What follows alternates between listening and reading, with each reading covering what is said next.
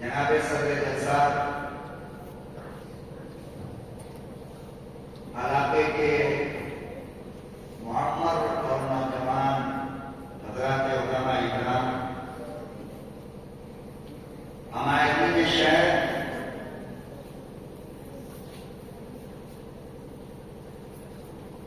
مہمانان رسول، ملک و ملت کے پیارے پیغمبر نوجوانوں، سب سے پہلے میں اپنے مالک کائنات کا دل کی گہرائیوں سے شکر گزار ہوں کہ انہوں نے اپنے باعظمت کلام کے لیے معزز اور محترم پاکیزہ کتاب کے قلم کے لیے ہم جیسے کم علم اور ہم جیسے گنہگار کا انتخاب فرمایا۔ ممکن ہے یہ ہمارے لیے قیامت کے دن شرمندگی سے دفاع کا ذریعہ بن جائے اور اس میں ہماری مغفرت کا سامان مضمر ہو پوشیدہ ہو۔ کلام مقدس کی سب سے آخری سورت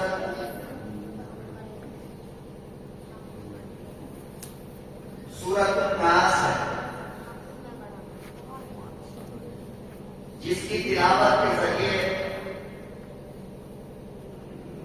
تکمیل قرآن کے اس پروگرام کا آغاز ہوا ہے، اور قرآن کریم کی سب سے پہلی سورت سورہ فاتحہ ہے۔ ان دونوں سورتوں کے اندر میں ایک چھوٹا سا رابطہ ہے اور ایک چھوٹا سا تعلق ہے جو میں سمجھانا چاہتا ہوں، بلکہ ڈسکس کرنا چاہتا ہوں، مذاکرہ کرنا چاہتا ہوں۔ میں اتنا بڑا عالم تو نہیں کہ میں اس کو سمجھا سکوں، بس آپس کی گفتگو چھوٹی سی کرنا چاہتا ہوں کہ دونوں کے اندر رشتہ کیا ہے۔ کلام مقدس کی پہلی سورت سورہ فاتحہ اور سب سے آخری سورت سورۃ الناس، دونوں کے اندر جو لنک ہے، دونوں کے اندر جو تعلق ہے، دونوں کا جو آپس میں رشتہ ہے، وہ میں بتا کر کے اپنی بات کو ختم کروں۔ سورہ فاتحہ کے اندر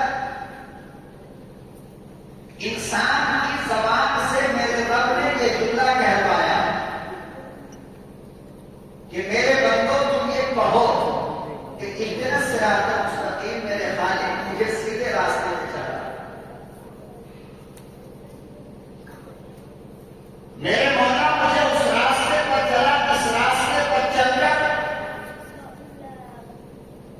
پیغمبر کو شان نبوت عطا کی گئی،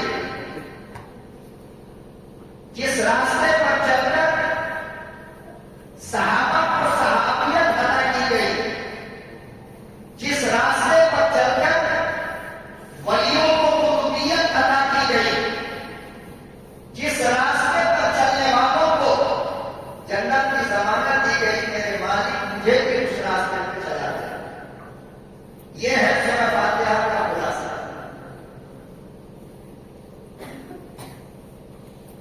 آخری سورت کے اندر اب بیچ میں پورے قرآن میں اللہ نے کیا بیان کیا؟ حضرات علماء بیٹھتے ہیں کہ علم کے سامنے میرا علم زیرو ہے۔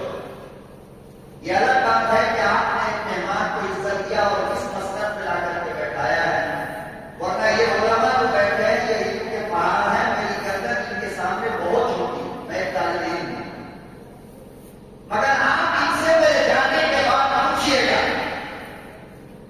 کہ بنگلور سے آنے والا مسافر سچ بولا یا غلط بولا؟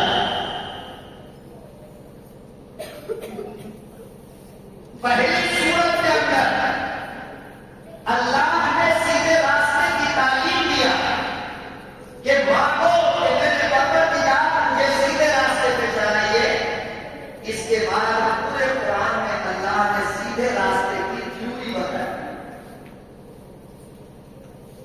کہ یہ کرو گے، یہ کرو گے، یہ کرو گے، یہ کرو گے، یہ مسائل ہیں، یہ احکام ہیں، یہ فضائل ہیں، اگر اس راستے پر چلتے ہوئے آؤ گے، جو میں نے کلام مقدس کے اندر بیان کیا کہ اگر تم نے ہدایت مانگی ہے کہ میرے پروردگار تمہیں ہدایت کی دولت عطا فرما، تو سنو کہ ہدایت کوئی مارکیٹ میں ملنے والی سبزی اور ترکاری کا کام نہیں ہے کہ چند پیسے کے لیے آپ گوشت مل گیا، چند ٹکے کے لیے سالن مل گیا، چند پیسے خرچ کیا اور سبزی ترکاری مل گئی۔ اللہ کہتا ہے کہ اگر ہدایت چاہتے ہو تو کلام مقدس کے بتائے اصول پر زندگی جینا پڑے گا، حرام کو چھوڑنا پڑے گا اور حلال کے ڈگر پہ تم کو چلنا پڑے گا۔ گفتگو میں حلال اپنانا پڑے گا، حرام چھوڑنا پڑے گا۔ اب گفتگو میں حلال کیا ہے؟ سچ بولنا۔ حرام کیا ہے؟ جھوٹ بولنا۔ حلال کرو گے، سچ بولو گے، جھوٹ کو چھوڑو گے تو ہدایت کے راستے پاؤ گے۔ حلال کیا ہے؟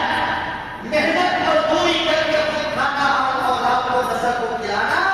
حرام کیا ہے؟ رشوت لے کر، جھوٹ بول کر لوگوں کا مال نسل کر کے زندگی گزارنا، یہ حرام ہے۔ اگر ہدایت چاہتے ہو تو محنت کر کے کھاؤ، چوری چماری کر کے کھاؤ گے تو ہدایت نہیں ملے گا۔ یہ آگے پورے قرآن میں اللہ نے انہی چیزوں کو بیان فرمایا ہے۔ قرآن آپ سے پوچھ لیجیے، نماز پڑھنا پڑے گا، اقیم الصلاۃ تو ہدایت پاؤ گے، زکات دینا پڑے گا تو ہدایت پاؤ گے، صاحب مال ہو تو حج کرنا پڑے گا، ہدایت پاؤ گے، راستے پر گرتے ہوئے غریبوں کو سہارا دو گے تو ہدایت ملے گی، اگر کسی کو کھلاؤ گے تو ہدایت نہیں ملے گی۔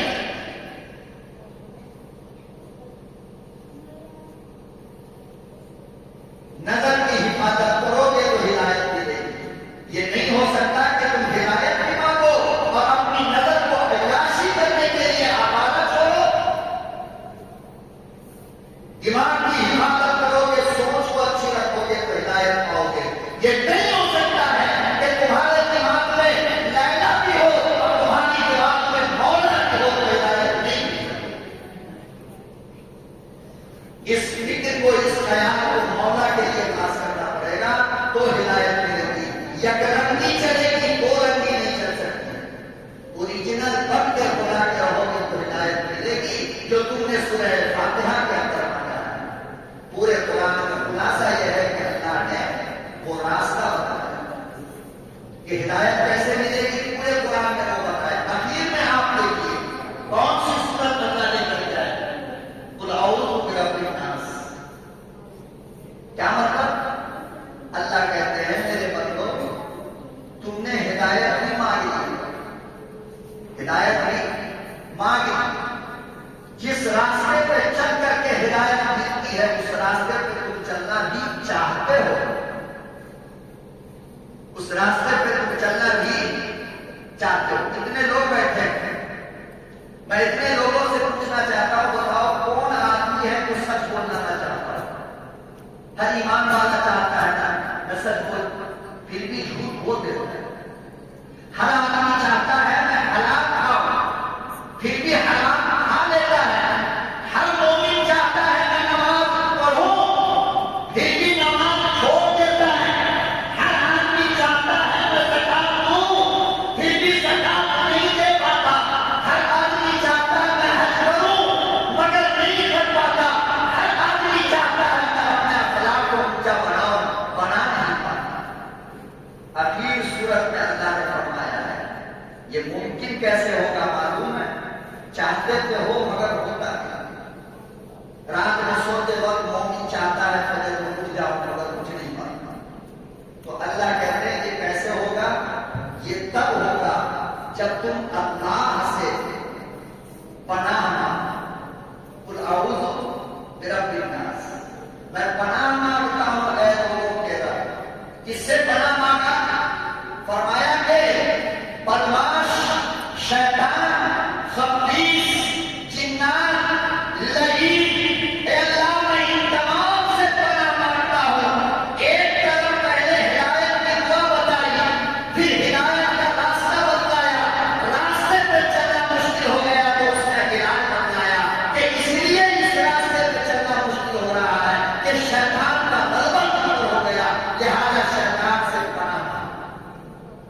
یہ رابطہ ہے دونوں سورت کا، سورہ فاتحہ کا اور سورہ والناس کا۔ اب دیکھو اس کے اندر اللہ نے ایک لفظ شیطان کا استعمال کیا۔ کیا استعمال کیا؟ لفظ قل اعوذ برب الناس، ملک الناس، الہ الناس، اے لوگوں کے رب، اے لوگوں کے مالک، اے لوگوں کے خدا، 3 مرتبہ مومن کہتا ہے۔ من شر الوسواس الخناس، میں وسواس سے تیری پناہ مانگتا ہوں۔ الذی یوسوس فی صدور الناس، گندے لوگوں سے میں پناہ مانگتا ہوں۔ من الجنۃ والناس، کہ جنات سے اور لوگوں سے میں پناہ مانگتا ہوں۔ کیا مطلب؟ اور میں لوگ ہوں، آپ مجھ سے پناہ مانگ رہے ہیں، یہ لوگ ہیں، آپ مجھ سے پناہ مانگ رہے ہیں۔ جنات سے پناہ کا مطلب تو سمجھ میں آتا ہے، لیکن لوگوں سے پناہ مانگنے کا کیا مطلب ہے؟ ارے لوگوں میں نبی بھی ہے، لوگوں میں صحابہ بھی ہے، لوگوں میں اجمیری بھی ہے، لوگوں میں جنید بغدادی بھی ہے، نظام الدین اولیاء بھی ہے، قطب الدین بختیاری کاکی بھی ہے، عبدالقادر جیلانی بھی ہے، اور ہم جیسے بلا بلا مولوی ہے۔ تو کیا امت علماء سے پناہ مانگے گی؟ پتہ یہ چلا کہ یہ جو جنات کے ساتھ ناس کا لفظ اللہ نے استعمال کیا ہے، یہ کوئی اور ہے۔ یہ کون ہے؟ وہ انسان جو شکل میں تو آدمی ہے مگر اپنی حرکت میں شیطان ہے۔ اللہ میں اس سے بھی پناہ مانگتا ہوں۔ کیا مطلب؟ اللہ جنات کے اندر جو شیطان ہے میں اس سے بھی پناہ مانگتا ہوں، انسان کے اندر جو شیطان ہے میں اس سے بھی پناہ مانگتا ہوں۔ اس سے پتہ یہ چلا کہ شیطان کوئی مخصوص مخلوق نہیں ہے، یا تو جنات ہے یا انسان۔ یہ شیطان بیچ میں کہاں سے آیا؟ علماء نے لکھا ہے کہ اصل میں شیطان کوئی الگ سے مخلوق نہیں ہے۔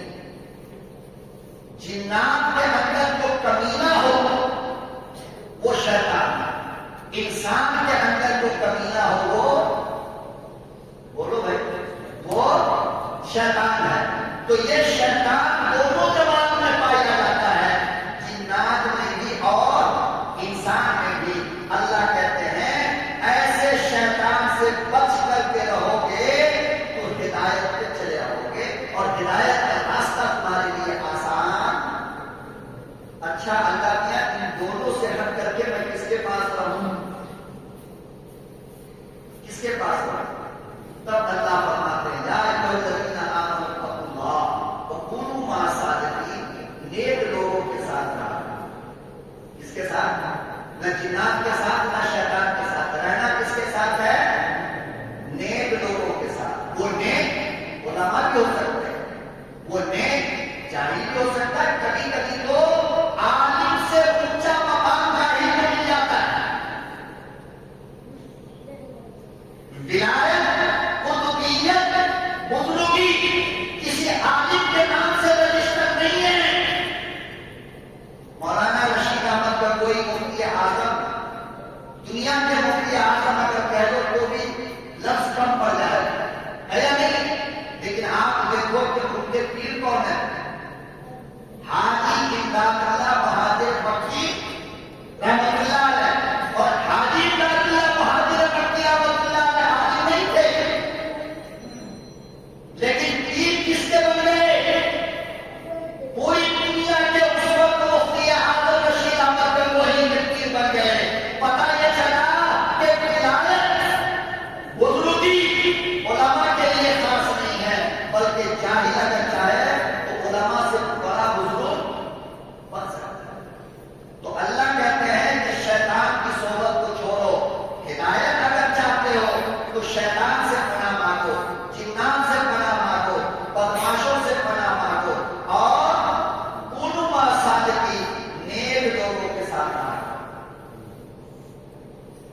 اب میں آپ کو بتا دوں کہ آپ اگر ڈھونڈنا چاہتے ہو کہ نیک کون ہے، نیک کون ہے، آپ کو اس وقت کوئی نظر آ رہا ہے یہاں پر؟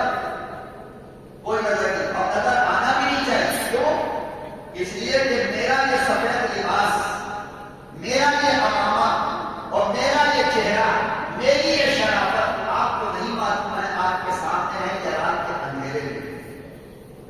پتہ نہیں ہم رات میں کیسے ہوتے آپ نہیں جانتے، یہ صرف رب جانتا ہے، بات سمجھے؟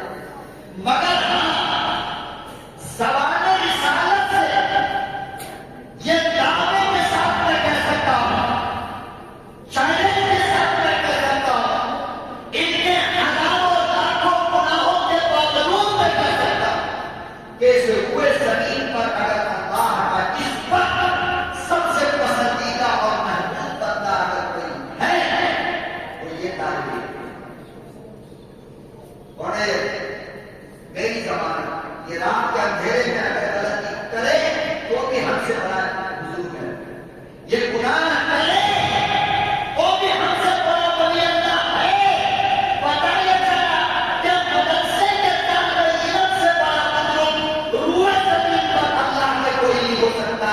اگر تم شیطان کے راستوں سے بچنا چاہتے ہو، ان بچوں سے اپنا رشتہ مضبوط کرو، ان طالب علموں کو اپنے سینے سے لگا دو۔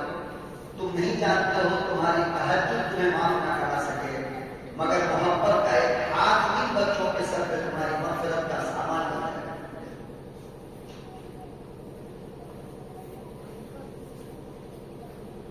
تو ہدایت اگر ہم چاہتے ہیں تو ان بچوں سے کیا کرنا پڑے گا؟ محبت کرنا پڑے گا۔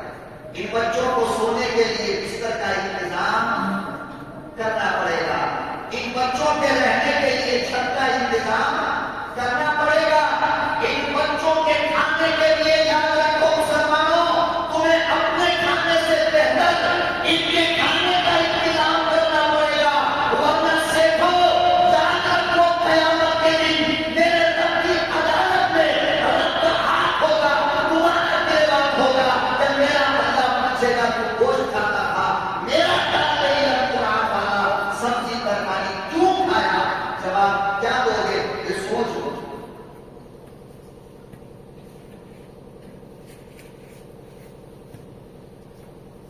اس لیے اپنے سے زیادہ خیال کی کرو۔ اور سن لو، مسئلہ بتا کے جا رہا ہوں، بیوی بھوکی سو جائے نا، قیامت میں اللہ نہیں پوچھے گا آپ سے۔ آپ کا سگا بیٹا بھوکا سو جائے، قیامت میں اللہ نہیں پوچھے گا آپ سے۔ لیکن میں قسم کھا کر خدا کے گھر میں کہتا ہوں، ایک طالب علم بھی اگر بھوکا سو گیا قیامت کے دن اللہ آپ سے پوچھے گا، گاؤں والوں بتاؤ میرے قرآن کو سینے سے سجانے والا طالب علم بھوکا کیسے سو جائے؟ ہم کیا جواب دیں؟ ہم لوگ یہ سمجھ لیتے ہیں مدرسے کا ناظم جاتے محتمل جاتے ہمت جانے نا، یہ شیطان کہہ رہا ہے۔ پوری بستی والوں کو آ کر کے خبر لینی پڑے گی بچوں کی، میرا بچہ کوئی بیمار ہے، گاڑی میں بیٹھا اور ڈاکٹر کے پاس لے کر چلے جاؤ، اس کی برکت سے اللہ تمہارے گھر والوں کو بڑی بیماری سے بچائے۔ سمجھنے کی کوشش کیجیے۔ اور پھر جناب رسول اللہ صلی اللہ علیہ وسلم نے فرمایا کہ جس بستی کے اندر دینی مدرسے ہوتے ہیں نا، اس بستی پر خدا کا عذاب نہیں آتا۔ ہم لوگ کوئی قدر ہی نہیں، کوئی اہمیت نہیں۔ ارے مجھے تو تعجب ہوتا ہے گاؤں والوں کہ کیسے تم بازار سے سیب خرید کر لاتے ہو، اپنی بیوی بچوں میں کاٹ کر کھا لیتے ہو، کبھی تم طالب علموں کا خیال نہیں آیا؟ تمہارے پلک کے نیچے اترتا کیسے کہ ہمارا یہ بچہ سیب کے ٹکڑے پر ترستا رہے اور ہم اپنی بیوی کے منہ میں سے کاٹ کر ڈالتے رہے، اپنے بچوں کو زبردستی کھلاتے رہے۔ ہمارا یہ بچہ آم کے ٹکڑے کے لیے ترس گیا، ہمارا یہ بچہ بازار کی مٹھائی کے لیے ترس گیا، تمہارے پلک کے نیچے مٹھائی میں سے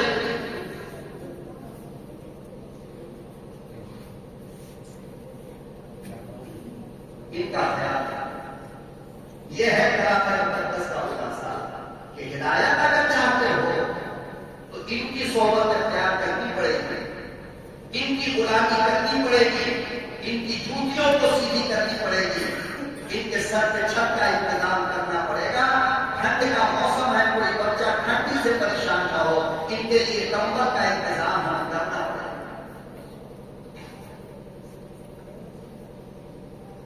امام الانبیاء کا حضرت محمد مصطفیٰ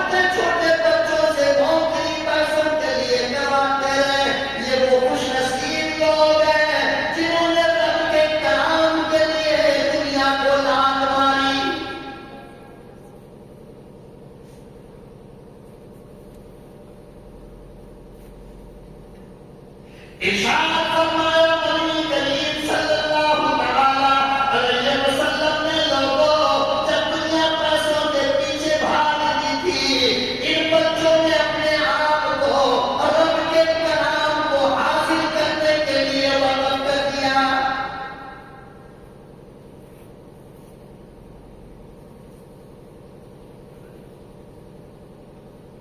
بڑا آسان ہے لوگوں مدرسے کی بنیاد رکھنا، بڑا آسان ہے قرآن کریم کے استاد کو بلانا۔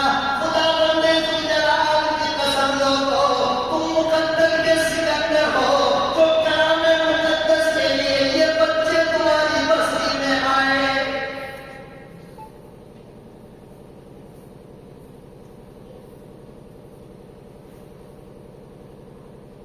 کون ان کی فکر کرے گا؟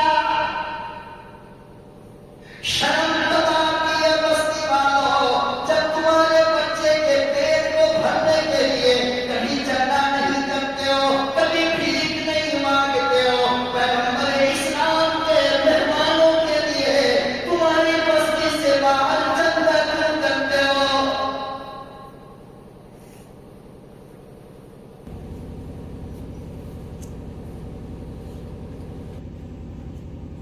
میرا پیغمبر جب مدینے پہنچا ہے نا، کسی اسکول کی بنیاد نہیں ڈالی، کسی کانوینٹ کی بنیاد نہیں ڈالی، بلکہ مسجد نبوی سے لگ کر کے جس کی بنیاد ڈالی ہے وہ مدرسہ ہے جس کو صفہ کہا جاتا ہے، اور اس مدرسے کا رشتہ اسی مدرسے سے آیا ہے۔ جناب رسول اللہ صلی اللہ علیہ وسلم کی خدمت میں کسی نے بکرے کا چار پایا لا کر کے دیا۔ کیا دیا؟ میں اپنا درد آپ کے سامنے رکھ رہا ہوں، اسی لیے میں لوگوں سے کہتا ہوں میرے بیانات جلدی نہ کروایا کرو، کیونکہ مجھے درد برداشت نہیں ہوتا اور میں سچ بولنے کا عادی ہوں، بدنام بھی ہو جاتا ہے۔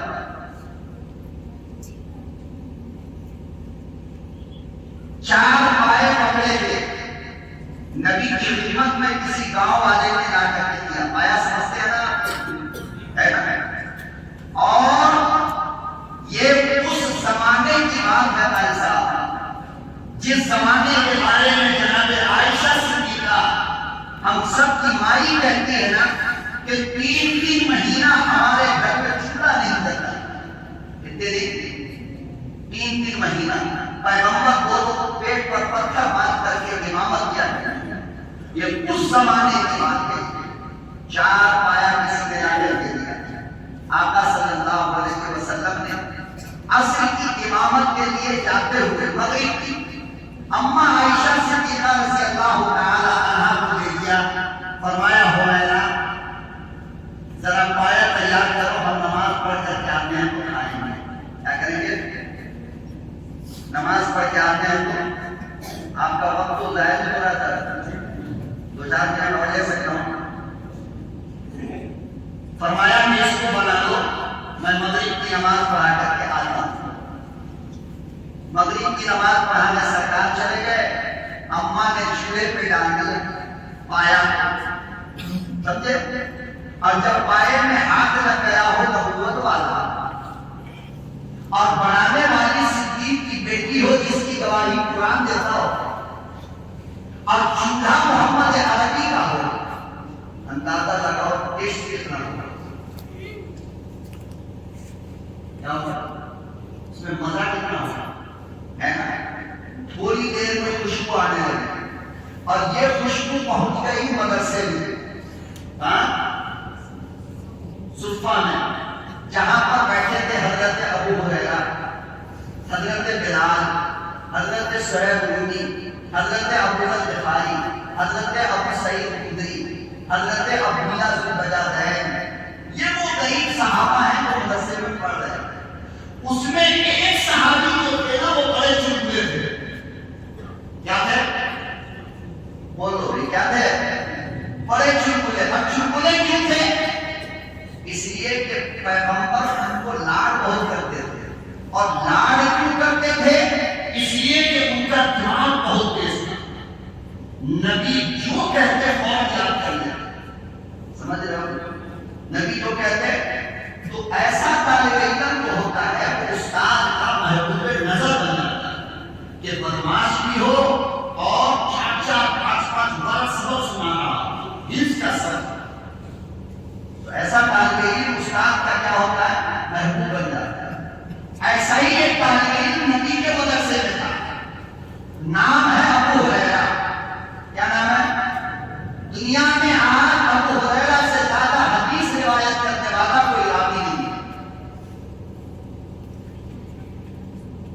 اور مدرسے میں بھوک پریشانی کا عالم تھا. حضرت ابو ہریرہ آئے بھاگے ہوئے کہنے لگے سارے طالب علم کو جمع کر لیا. کہا سب اکٹھے ہو جاؤ. سارے اکٹھے ہو کر کیا ہوا؟ ارے خوشبو نہیں دیکھ رہا کتنی زبردست آ رہی ہے اماں کے گھر سے. سارے لوگ کہنے لگے ہاں یار بڑی خوشبو ہے. کہا لگتا ہے کہ گوشت بن رہا ہے. کہا ابو ہریرہ نے پھر دیکھتا کیا ہے چل. مسلمانوں نبی کے عاشق کہلاتے ہوئے تو طالب علموں کے لیے اپنا دروازہ اسی طرح کھلا رکھا کرو جیسا تیرا محبوب رکھا کرتا.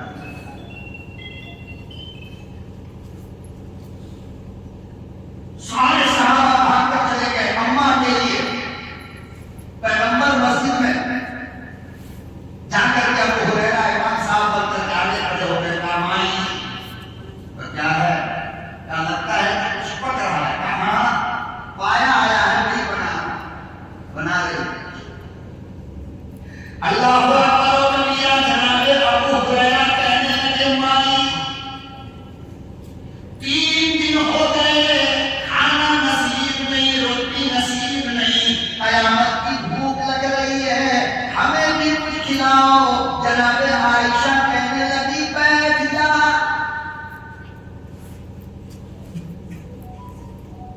لوگوں اندازہ تو لگاؤ کتنا پیار تھا، کتنی محبت تھی طالب علموں سے. 3 مہینے سے چولہا نہ جلا، پہلی بار چولہا جلا. شام پایا کیا بن رہا ہے؟ کہنے لگی ابو ہریرہ بیٹھ جا.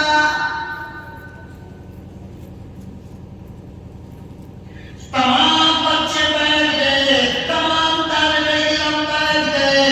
دسترخوان لگایا، پایا ڈال دیا. 3 پائے ختم ہو گئے. اماں کہنے لگی او ابو ہریرہ اب ایک بچا ہے وہ تیرے محبوب کے لیے چھوڑ دے.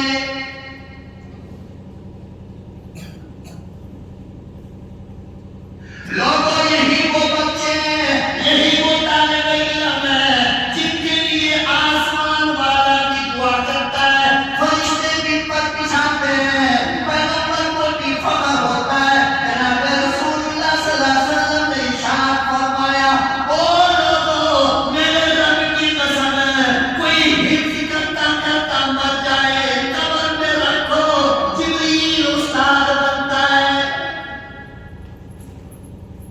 15 پارہ حفظ کیا انتقال ہو گیا. میرا نبی ہم گنہگاروں کا یہ ایمان ہے میری زبان تو جھوٹ بول سکتی ہے میرا محبوب جھوٹ نہیں بولتا. فرمایا کہ کوئی بچہ حفظ کرتا کرتا دنیا سے چلا جائے قبر میں فرشتہ استاد بن کر آتا ہے. قیامت کے دن وہاں پورے قرآن بن کر اپنی قبر سے نکلتا ہے. کیا بات کرتے ہیں؟ کوئی تماشا ہے مدرسہ؟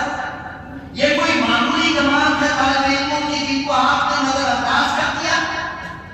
شادی کا کھانا بچے گا تو طالب علم کو ڈوب مرنی چاہیے نا.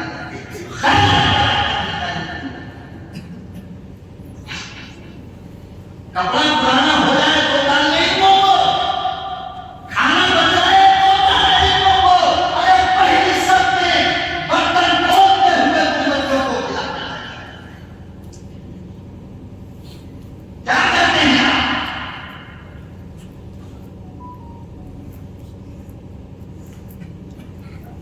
3 پائے کھلاتے ایک بچ گئے. جناب رسول اللہ صلی اللہ علیہ وسلم نماز پڑھ کے تشریف لائے. فرمایا کہ ہریرہ پایا تیار ہے. کہا کہ آپ تیار کی بات کر رہے ہو 3 تو ختم بھی ہو گیا آپ کے لیے بس 1 بچا. اتنا کہا 3 ختم ہو گیا. کہا کہا کیسے؟ ابو ہریرہ پوری جماعت کو بلا کر لے آئے. تم نے کیا کیا؟ آپ کے لیے فقط 1 بچا. اتنا امام الانبیاء محبوب کبریا حضرت محمد مصطفیٰ صلی اللہ تعالی علیہ وسلم نے ارشاد فرمایا ہریرہ ایسا نہ کہو. فرمایا میری پیاری ہریرہ ایسا نہیں کہا کرتے. فرمایا پھر کیا کہو؟ امام الانبیاء مدنی کریم صلی اللہ تعالی علیہ وسلم نے ارشاد فرمایا ہریرہ یوں کہو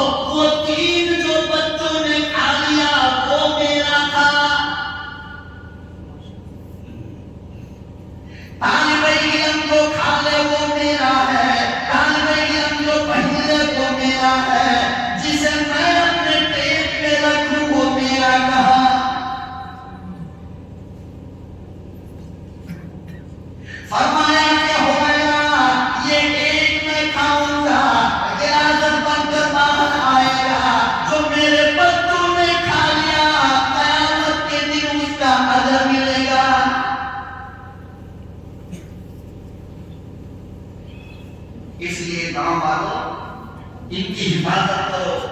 آپ مقدر کے سکندر ہو تو آپ کو مدرسہ ملا ہے, یہ طالب علم ملا ہے. تم قدر نہیں کرو گے خدا قدر کر لے گا, لیکن آپ کو بات کرتے کہ قیامت میں بہت پچھتانا پڑے گا. اے کاش کہ محبت سے ہوں کسی بچے کی داڑھی پکڑ کر مٹھائی ڈال دیتا ہوں میں اس کی روح دعا دیتا. اے کاش 2-4-20 روپے کی والا ہم کپڑا پہن کر بچوں کو پہنا دیا ہوتا, قیامت کے دن اللہ مجھے جنت کا لباس پہنا دے. اس لیے میرے محترم دوستوں میں گستاخی کی معافی چاہتا ہوں, آپ کا بہت ٹائم لے لیا.